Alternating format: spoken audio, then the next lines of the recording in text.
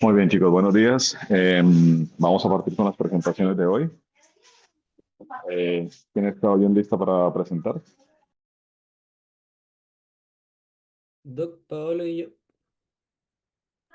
Espectacular, mis doctores. Partamos entonces. Ok, comparto enseguida.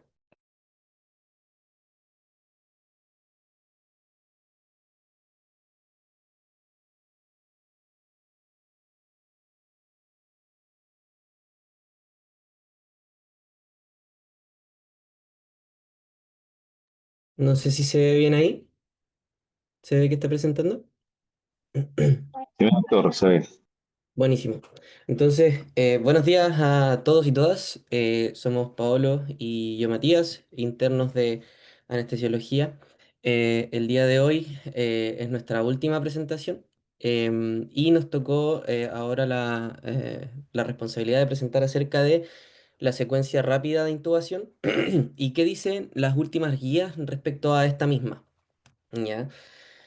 Como hoja de ruta, primero hablaremos, daremos un pequeño barniz acerca de la estrategia Vortex, que es una estrategia importante propuesta hace un par de años.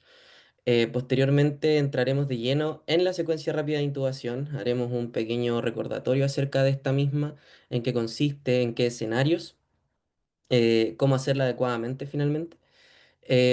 Posteriormente hablaremos de las actualizaciones como tal, que cabe destacar a modo como introductorio que el mayor énfasis que se está haciendo últimamente a la hora de estudiar la secuencia rápida de intubación es qué fármacos respecto a otros fármacos son los más recomendados a la hora de enfrentarnos al paciente que requiere ser intubado en el contexto de una secuencia rápida de intubación, además de otras consideraciones que se están haciendo respecto a esto mismo. ¿Ya? Entonces, para comenzar, la estrategia Vortex es una estrategia, como bien digo, propuesta en el año 2016 por la Asociación Británica de Anestesia, que busca representar de una forma gráfica y visual cómo nosotros deberíamos enfrentarnos al paciente que requiere una aseguración de la vía aérea de la forma más segura posible y cómo nosotros podríamos evitar eventualmente cualquier tipo de complicación a la hora de tener que asegurar la vía aérea de estos pacientes. Como bien dice su nombre, tiene forma de vórtice o de embudo, como podemos ver aquí abajito, ¿ya?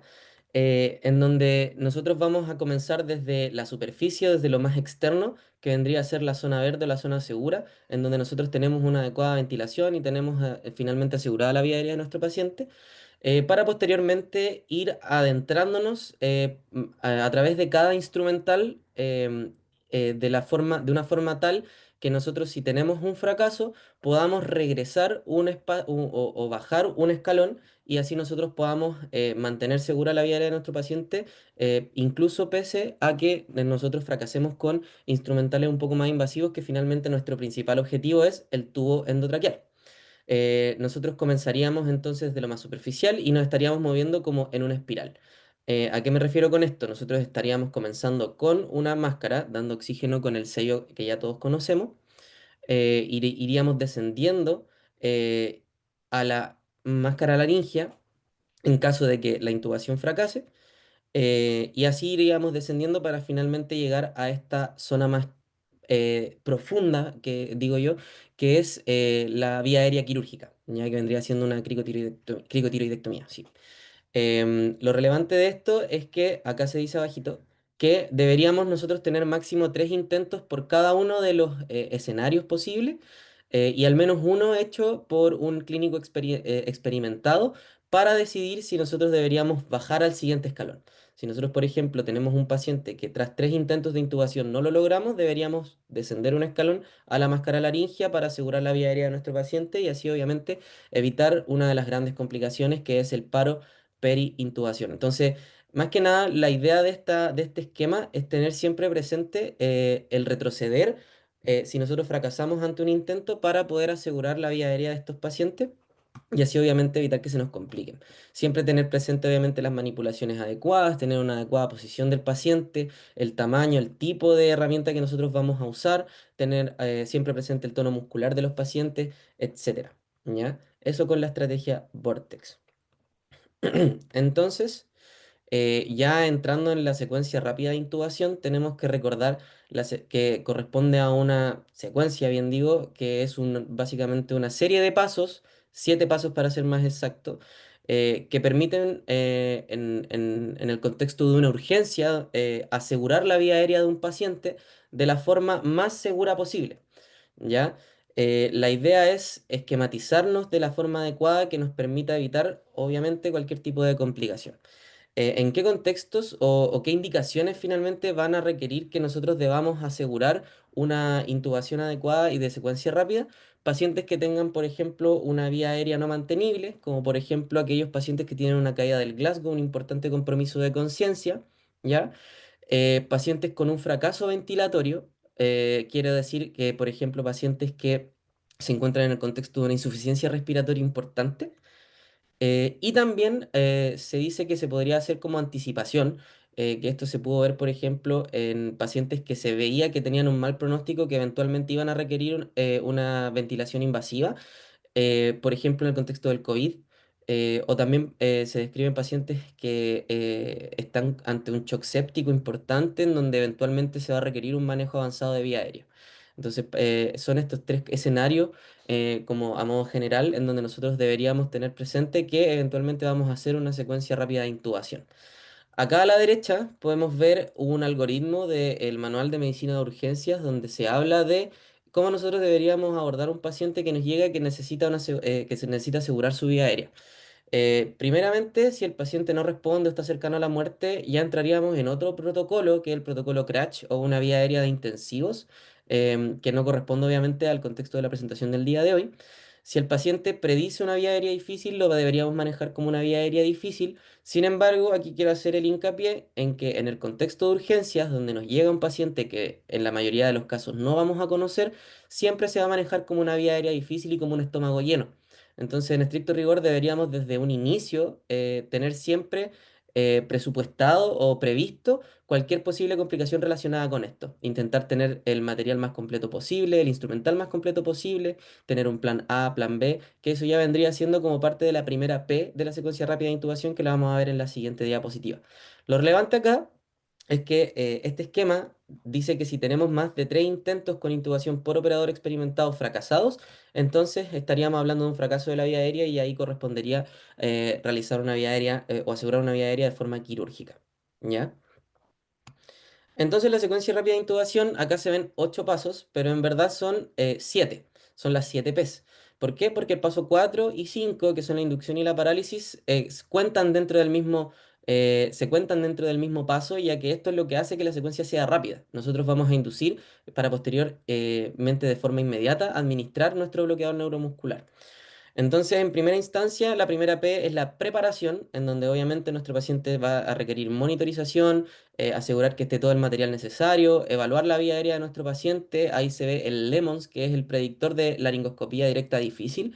Y obviamente tener nuestro plan A, plan B y plan C. Tener todo obviamente lo más organizado posible para evitar cualquier complicación y obviamente lo que ya venía diciendo, el paro perintubación. Posteriormente vamos a realizar la preoxigenación en donde nosotros vamos a garantizar el barrer el nitrógeno, como ya todos sabemos, para que así el paciente tolere la apnea que vamos a realizar a la hora de intubar. Luego, el tercer paso es la premedicación, que consiste en administrar medicamentos que disminuyan al mínimo posible los cambios fisiológicos relacionados con la intubación orotraqueal. Aquí lo que más se suele usar es el fentanil, ¿ya? Luego está la parálisis con inducción, en donde los fármacos inductores que se ven en ese esquema, los únicos que se están usando actualmente son el etomidato, la ketamina y el propofol. Lo que tenemos que tener presente en estos 3 medicamentos son las repercusiones hemodinámicas de cada uno y obviamente los efectos que tienen a nivel sistémico. Por ejemplo, el etomidato es un inductor que no tiene repercusiones hemodinámicas, no va a tener cambios muy importantes en ese sentido. Sin embargo, se sabe que dentro de las principales reacciones adversas o de las complicaciones está la supresión adrenal o suprarrenal, ¿ya? Entonces tenemos que tener ojo en ciertos pacientes. Luego está la ketamina, que también funciona como inductor, Y lo relevante con este medicamento es que favorece la secreción de catecolaminas. Entonces es súper útil en pacientes que tienen, por ejemplo, hipotensión. En el contexto de shock, por ejemplo, la ketamina sería súper útil porque al estimular la secreción de catecolaminas aumentaríamos el gasto cardíaco y entonces tendríamos valores en el monitor más óptimos para poder continuar con la intubación. Finalmente está el propofol.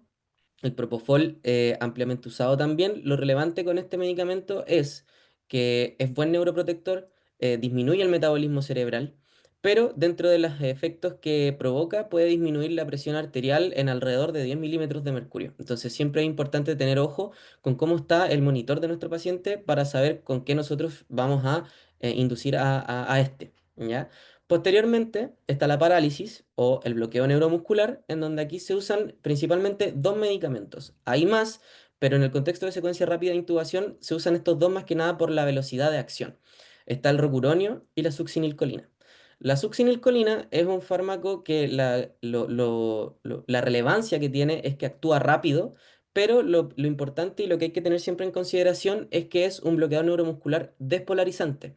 ¿Qué quiere decir esto? Que lo que va a provocar es unirse al receptor de acetilcolina y va a provocar una despolarización generalizada. El paciente va a hacer como esta mioclonía generalizada para posteriormente relajarse. ¿Qué es lo importante con esto? Que tiene consideraciones a la hora de cuándo indicarle y cuándo no. En pacientes, por ejemplo, que tienen antecedente de hipertermia maligna, es súper importante no usarlo porque es uno de los principales fármacos que provoca la hipertermia maligna, además de que eleva los niveles de potasio sérico. Podría elevar los niveles de potasio sérico, entonces está contraindicado en pacientes con hipercalemia también. ¿Ya? Por otra parte, el rocuronio, lo relevante es que tiene un tiempo de acción más prolongado, sin embargo, tiene antídoto. Entonces, una vez que nosotros ya finalizamos la parálisis y ya intubamos a nuestro paciente, podríamos eventualmente revertir la acción del rocuronio. ¿Ya? Este es un fármaco que es no despolarizante, por lo tanto, no va a provocar la hipercalemia, no va a provocar esta mioclonía generalizada. Entonces, es un fármaco mucho más seguro y por lo mismo mucho más recomendado de usar. ¿Ya? Posteriormente a la inducción y parálisis está el posicionamiento del paciente. Acá dice intubación, pero a mí me gusta verlo como el posicionamiento del paciente, en donde nosotros vamos a tener el paciente en decúbito supino. Se describe también que podría usarse, ponerse en semifowler. Y vamos a realizar la conocida posición de olfateo, donde vamos a provocar la hiperextensión de cuello. Vamos a intentar abrir la boca de nuestro paciente lo más posible para tener así una visualización lo más completa posible de la glotis. Bien. Una vez que tenemos el posicionamiento adecuado, viene la otra P, que en verdad es por las siglas en inglés, Placement with Proof, que vendría siendo el poner el tubo, ¿ya? Instalar el tubo y luego comprobar que el tubo esté instalado. ¿Cómo nosotros podemos comprobar que el tubo está bien instalado? Lo esencial es la capnografía. Vamos a tener una capnografía adecuada y eso nos va a decir que el tubo está bien puesto. Sin embargo, también se describe que podríamos auscultar los pulmones, podríamos realizar una radiografía de tórax y también la visualización directa de la columna de aire pasando por el tubo endotraqueal. ¿Ya? Finalmente están los cuidados post-intubación, en donde nosotros, tras haber realizado toda la intubación de la forma adecuada, vamos a mantener a nuestro paciente en pseudoanalgesia y todos los cuidados correspondientes dependiendo obviamente del contexto de cada paciente. Bien, y eso es como al grosso modo la secuencia rápida de intubación y todas las consideraciones que hay que tener. Perdón. Y acá tenemos entonces otro algoritmo en donde también es un poco similar a lo que vimos hace dos diapos atrás, pero lo importante acá es que si se toma en consideración, o aquí se ve como de una forma un poco más visible, la estrategia Vortex. Porque, por ejemplo, si nosotros tenemos un primer intento exitoso, aquí dice que si no tenemos un primer intento exitoso, dice que se sugiere usar una máscara laringea o una máscara ambú para así mantener la ventilación, oxigenación y posteriormente ir al segundo intento. ¿Ya? Eso es de eso se trata la estrategia Vortex, de que si nosotros fracasamos en un momento, debemos siempre tener presente regresar un escalón, asegurar la ventilación de nuestro paciente y así evitar las complicaciones a futuro. Y eso más que nada con la secuencia rápida de intubación y la estrategia Vortex. Ahora pasaremos a hablar un poco de qué se dice en la evidencia actual, los estudios más recientes acerca de qué medicamentos son mejores que otros, en qué contextos deberíamos usarlo y así. Los dejo con Pa Oro. Ya. Respecto a los fármacos, se ha investigado la eficacia de la ketamina versus el etomidato. La verdad es que no se encontró mayor diferencia en cuanto a su rendimiento. Tanto la ketamina como el etomidato tienen outcomes de intubación bastante similares, de hecho, sin mayores diferencias. Ya se podría usar cualquiera de los dos, pero en este caso también se podría usar mayormente ketamina para inducir mayor sedación al paciente y poder tener la laringoscopia un poco más fácil. En cuanto al etomidato, también se habla de esta supresión adrenal y se ha investigado la administración o la coadministración de etomidato más corticoides para evitar, o sea, para contrarrestar un poco este efecto, pero la verdad es que hoy en día está contraindicado ya que no tiene ningún sustento. Diría que el etomidato, para tener esta supresión adrenal, generalmente tiene que estar en bomba de difusión continua y se habla de tiempos mayores a 8 horas. Entonces, no tiene mucho mayor sentido administrar corticoides más etomidato para revertir este efecto que en verdad no va a pasar con una sola administración. En cuanto al bloqueador neuromuscular, se comparó la succinilcolina con el rocuronio. La succi tiene un tiempo de acción un poco más corto, entre 30 a 45 segundos, versus el rocuronio, que es como 45 segundos a un minuto. Y en caso de intubación, en secuencia de intubación rápida, el rocuronium tiene una dosis un poco mayor a la usada en intubación dentro de pabellón. Respecto a esto, se vio mayor éxito en el uso de succinilcolina versus rocuronio. Pero la salvedad de la succinilcolina es que nosotros tenemos que tener al menos este antecedente de hipertermia maligna y si el paciente está comprometido de conciencia, no lo podemos saber. Así que es un poco más peligroso, un poco, entre comillas, arriesgado el uso de succinilcolina, sobre todo en un paciente que no está consciente. Continuemos. Ahora, estas son las recomendaciones que hay en otra guía respecto a recomendaciones en pacientes críticos. Se sugiere la posición de semi-Fowler debido a que tendríamos una mejor visualización de la estructura y una mejor alineación ya de la orofaringe con la laringe y tendríamos mejor visualización. Ya, pero la verdad es que este posicionamiento es bastante condicional dependiendo de las características del paciente y la evidencia que tiene es bastante baja. En cuanto a la preoxigenación, se sugiere preoxigenación con máscara nasal de alto, o sea, mascarilla nasal de alto flujo, cuando hay predictores de vía aérea difícil de oxigenación difícil en los pacientes y usar em, CPAP o similares en caso de pacientes con hipoxemia severa que nos podrían ayudar a mejorar mucho más la oxigenación del paciente y tener mayor tiempo de apnea. También esta evidencia igual es baja. En cuanto a los medicamentos asociados, eso es lo que hablamos un poquito hace poco de lo que mencioné anteriormente y la descompresión nasogástrica respecto a vaciar el contenido gástrico en los pacientes, suponiendo que todo paciente es un paciente que tiene alto contenido gástrico, de no saberlo. Se supone que es una buena práctica, pero igual depende mucho de los riesgos del paciente. Ya, si el paciente de verdad tiene muy poco riesgo de hacer broncoaspiración, la verdad es que la descompresión nasogástrica lo que nos va a hacer es quitar tiempo que puede ser valioso para el paciente. Entonces, todo esto es muy dependiente. El uso de vasopresores para contrarrestar este efecto que tienen algunos fármacos de disminuir la presión arterial no tiene evidencia suficiente y la verdad es que no se recomienda la aplicación, ya que en verdad no tiene mucho sentido porque igual se puede corregir posterior. Ya, si nosotros administramos el medicamento y vemos que la presión está bajando mucho, podemos administrarlo posterior a hacerlo de manera profiláctica como se propuso en esta revisión. Em, bueno, el uso del agente inductor, se recomienda un sedante hipnótico para reducir el estado de conciencia del paciente lo más posible y evitar que tenga posibles reacciones adversas. Y la verdad es que se toma hoy en día como una muy buena práctica. Y así con, la verdad es que las otras recomendaciones no son tan buenas y además las hablamos, como el etuminato con uso de corticoides, por lo cual esas son las recomendaciones a más actuales respecto al manejo de la secuencia de intubación rápida. Muchas gracias.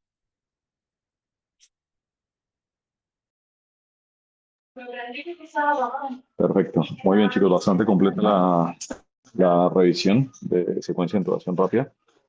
El, el doctor Urtubia, que es, digamos, uno de los exponentes que nosotros tenemos de manejo de vía aérea, y una editorial, si no estoy mal, fue en la anestesia y analgesia, donde quería cambiar un poco el concepto mecánico únicamente de la secuencia de intubación rápida, ¿cierto? Donde saliéramos un poco solamente del precepto de que era protección de vía aérea por estómago lleno, ¿ya? Y introdujo un concepto un poco más fisiológico y era mantener un adecuado DO2, ¿verdad? Y encontré como eh, con harto raciocinio este nuevo precepto, ¿cierto? Que es solamente evitar, digamos, que se nos contamine la vía aérea con contenido gástrico, sino que también en este nuevo concepto que hay de vía aérea fisiológicamente difícil, la secuencia de intubación rápida tiene un nicho y es mantener un DO2 adecuado, eh, obviamente principalmente para suplir el gasto de los órganos del primer compartimento. Así que eso también es para tenerlo en cuenta. La revisión bastante completa. Eh, Michelle, cuéntame qué otros efectos adversos tiene, por ejemplo, la succinilcolina. Hola, Doc. Bueno, aparte que dijeron que está relacionado con la hipertermia maligna, la hipercalemia, aumento de la presión intracraneana, aumento de la presión intragástrica, aumento de la presión ocular, bien que me acuerde. Mm, ¿Qué más? Em, Esos son, digamos, como los efectos bueno, principales, ¿cierto? También en población pediátrica hay ujú, que tener en cuenta el riesgo de bradiarritmias y asistolia, ¿cierto? Eh, ujú. eso es súper importante también tenerlo en cuenta. ¿Listo? Eh,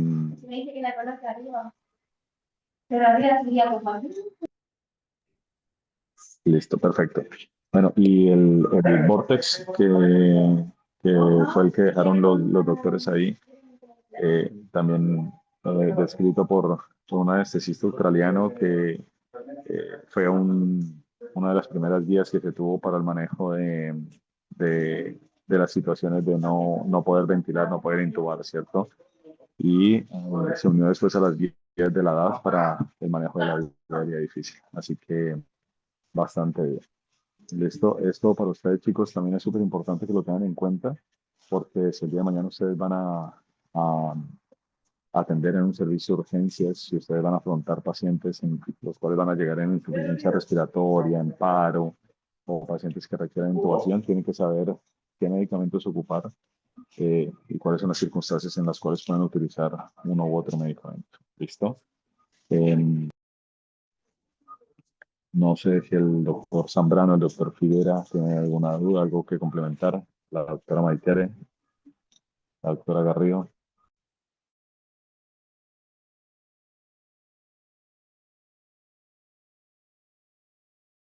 Mira, el aumento de la presión intragástrica que acaba de decir la chica es por una contractura corta pero muy potente del diafragma y de la musculatura a nivel del estómago.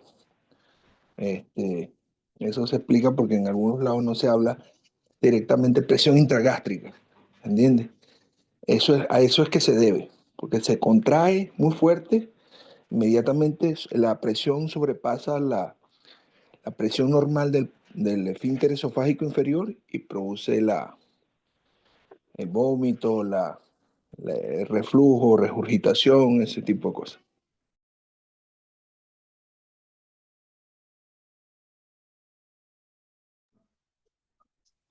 Ya, perfecto. Ya, yo creo que con este tema estamos bastante bien. No sé si alguien más quiere complementar algo. Yo, ¿No? Diego. Su, No Dile, sé. doctora, no. Ya. Es que habitualmente el paciente pediátrico que yo sé que van a hacer son estómago lleno o voy a intubar en secuencia de intubación rápida, yo le sumo una bigotera con oxígeno, que no se la saco hasta después de intubado. Eso, la ventilación apneica sí es súper, existe, es buena, es segura y aporta. Así que ese es mi aporte hoy día. claro, la oxigenación apneica y bueno, la literatura ahora muestra que si se ocupan dispositivos de alto flujo, una CENAF, ¿cierto? Que nos aporta un PIB mínimo, pero lo aporta y aparte de eso nos da una FIO mayor, la oxigenación apneica nos aumenta el tiempo de apnea, nos optimiza el volumen residual y la capacidad residual funcional. Eso es muy, muy cierto. Creo que la May iba a hablar. May. No, yo quería comentar algo. ¿Aló? José, ¿Se José, escucha? dale, dale, dale. Sí, No, sí, sí, dale. no, felicitarle, ahí encontré que estaba bien completa la presentación. Y lo otro es que, claro, como por lo menos por lo que yo he visto como de médicos generales, por amigos y qué sé yo, es súper importante que tenga el concepto de que ventilar al paciente, porque eso es súper importante, mantener la oxigenación y también, por ejemplo, de donde trabajen, tener por último los como torpedos, las guías impresas de manejo de vía aérea, de los medicamentos, saber qué medicamentos tienen, porque hay lugares donde, no sé, no tienen rocuronio o no tienen ketamina, entonces el lugar donde estén, saber con lo que disponen y eso, como cuando saben que vienen con un paciente con eso, la posición, tener todas las herramientas disponibles y tener bien claro el plan. Yo creo que el orden es como de lo más importante. Perfecto, muy bien. Sí, esto es para que nunca se les va a olvidar. Listo. Muy bien. ¿Quién más tiene que presentar?